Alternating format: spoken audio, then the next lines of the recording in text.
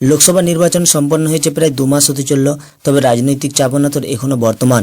এবারের নির্বাচনে বাংলার বেশ কয়েকটি কেন্দ্রের দিকে নজর ছিল সকলের। এর মধ্যে অন্যতম ঘাটাল। এই আসনে মুখোমুখি হয়েছিলেন দুই হেভিওয়েট প্রার্থী। যদিও ফল বেরোনোর পর দেখা যায় বিজেপির হিরণকে হারিয়ে বাজিমাত করেছে তৃণমূলের দেব। এরপরে নির্বাচনে কারচুপি ছাপ্পার অভিযোগ তুলে কলকাতা হাইকোর্টের দ্বারস্থ হন হিরণ চট্টোপাধ্যায়। এবার সেই মামলার বিরাট নির্দেশ দিল আদালত। নির্বাচনের দিন থেকে ভোটে কারচুপি ছাপ্পার অভিযোগ তুলে সরব হয়েছিলেন হিরণ। পুনর্নির্বাচনের দাবিও জানিয়েছিলেন বিজেপি প্রার্থী। এবার তার দায়ের করা মামলায় ঘাটালের তৃণমূল সাংসদ দেবকে নোটিশ দিল হাইকোর্ট। শুক্রবার বিচারপতি বিভাস পট্টনায়কের এই মামলার শুনানি ছিল। আদালতের নির্দেশ, নির্বাচন কমিশনকে ঘাটালে ভোটের দিন সকল কাগজপত্র, ভিডিও ফুটেজ, বৈদিক নথি সকল সংরক্ষণ করতে হবে। আগামী 6 সেপ্টেম্বর ফের এই মামলার শুনানি রয়েছে।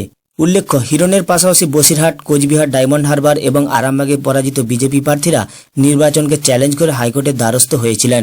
এরপর প্রধান বিচারপতি টি.এস. শিবগানম ওই 5টি মামলা 5 জন পৃথক বিচারপতির বেঞ্চে পাঠিয়ে দেন। শুক্রবার বিচারপতি বিভাস পট্টনায়কের এজলাসে হিরণের দায়ের করা মামলাটি শুনানি হয়েছে।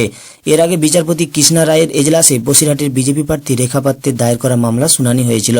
সেদিন জাস্টিস রাও ইভিএম, সিসিটিভি, ব্যালট, ডিভিআর, নির্বাচনী সকল নথিপত্র সংরক্ষণের নির্দেশ দিয়েছিলেন।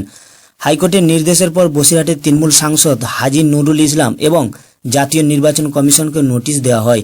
এই মামলার পরবর্তী শুনানি রয়েছে আগামী 4 সেপ্টেম্বর। এদিকে ভোটের দিন থেকে নির্বাচনের কারচুপি ছাপ্পার অভিযোগে সুর চড়িয়েছিলেন হিরণ। পুনরায় নির্বাচনের দাবিও শোনা গিয়েছিল তার কণ্ঠে। বিজেপি প্রার্থী বলেন, ভোটের দিন কেশপুরে লুঙ্গি ডান্স করে প্রশাসনের ষড়যন্ত্রে গণতন্ত্রের হত্যা হয়েছে। সেই কারণে কেশপুরের মানুষের কাছে ক্ষমা চাইছি।